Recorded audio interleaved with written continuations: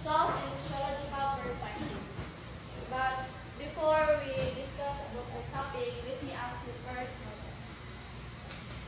what comes in your mind when you hear or when you read the word sociological? Anyone here can thank you.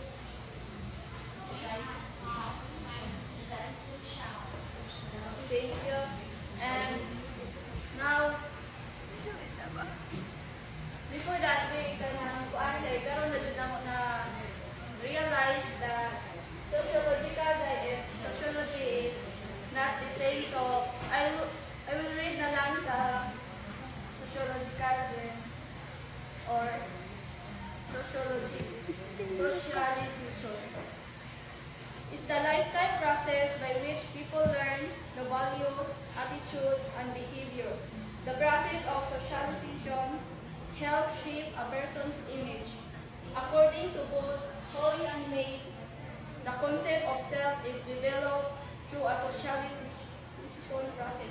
So, sa atin, makuan na to nga, the more we socialize with other people, the more we learn, and the more we socialize, then the more we understand the values about our attitudes and the other person's attitudes, and we learn. And the more we socialize with many people, the more we know what type of behaviors we have and the other people. Then sa unequal socializations, like examples in our family,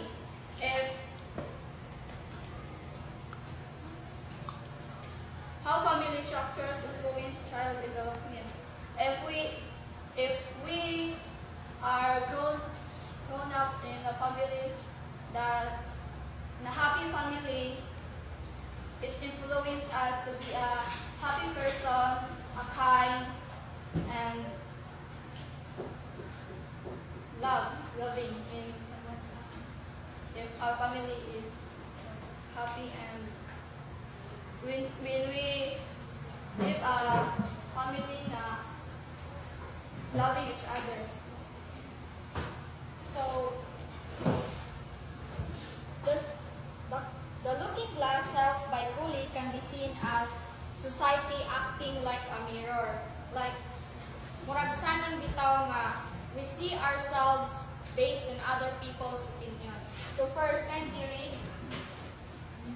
We imagine how we appear to others. So, we imagine how we appear to others. Like, for example, when we wake up and look in the mirror, we don't just check our face or outfit. We also think, unsa kay pagtan-aw sa uban na ho? Do I look pretty ba, kind, smart, or maybe awkward to others? Next, can you read? We interpret how others judge the appearance and then respond to that interpretation through behavior. So after imagining how we look to others, we also think about their possible judgment. Bisan pag wa sila nisulti, we try to guess what's on their mind. Next. We experience feelings of pride or shame based on these imagined appearance and judgment by others. So, criticism is everywhere. Di dyan ang malikayan. Pero positivity is within us. If we respond to positivity, if we respond to criticism positivity, it becomes motivation to improve. Pero kung dawato na to negatively, it can hurt us or make us feel insecure or even self-doubt. This shows that our feelings about ourselves really depend on how we interpret others people's judgment. So the next is the theory of the social self. Please read.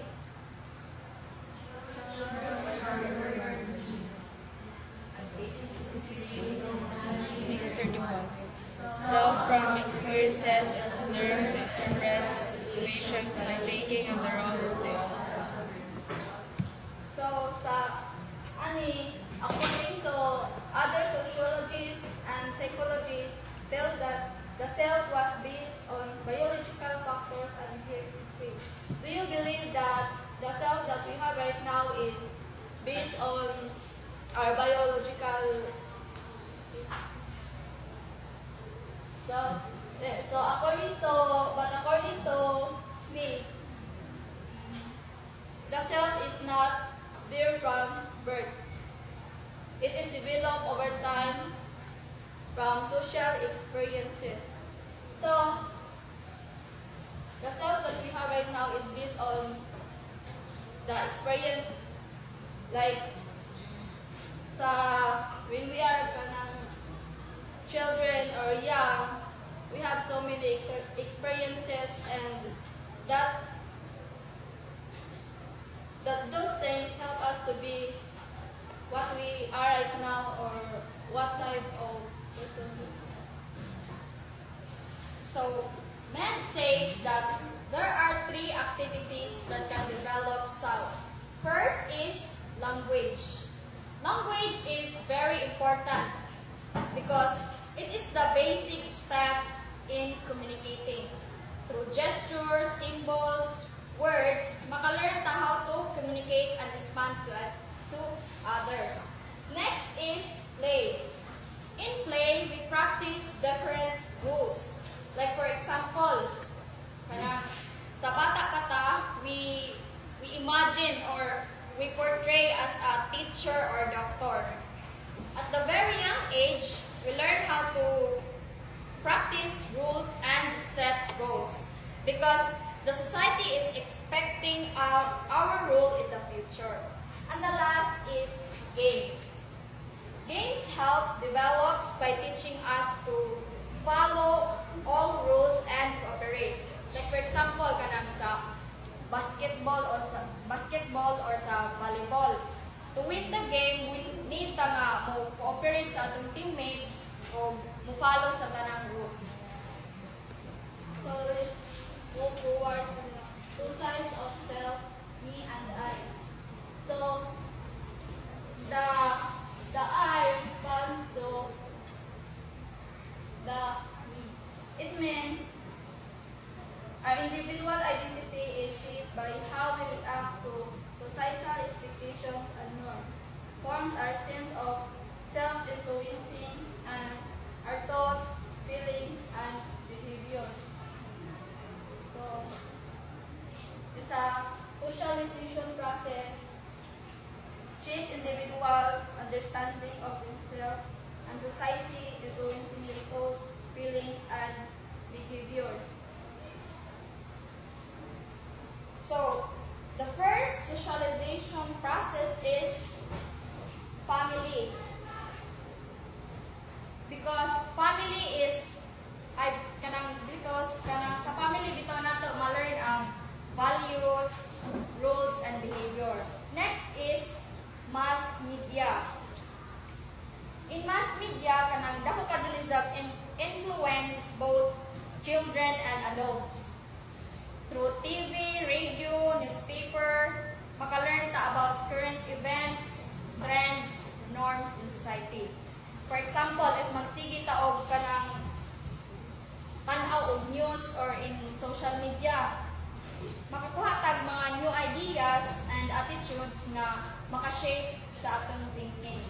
Then sa peer group, influential social group or similar age or status. Like example, you have a group of friends na they are doing good things to it influences you to be good people and to do good things too. But if you have a group of people that doing bad things, it influences to you too. Something that all I can see to you that find good friends so that you influence good in good things. Then sa religion, these values and worldview develop the same religious belief as their parents. Like example,